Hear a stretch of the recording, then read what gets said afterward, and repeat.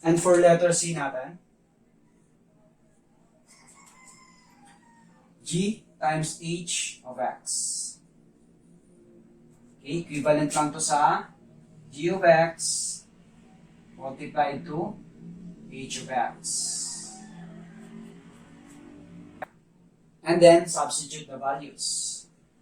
G of X, that is 5X minus 3,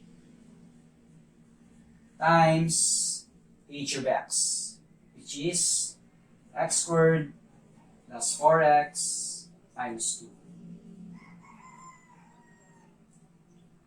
Then, multiply. Unahin natin yung 5X, so distribute muna natin yan.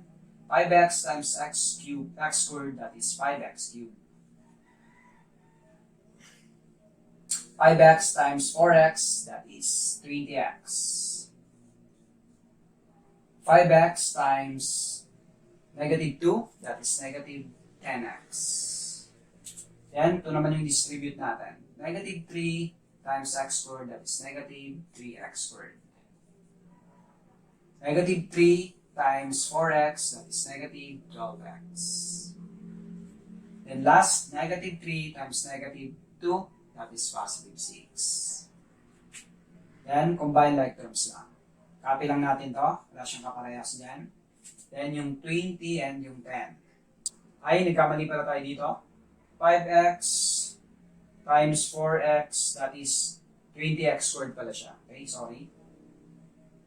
So, 20X squared minus 3X squared, that is 17X squared. Then, check natin baka may nagkamali pa. Okay na. Okay, so 10X, negative 10X minus 12X, that is negative 22X. And copy lang yung constant. Plus 6. Okay?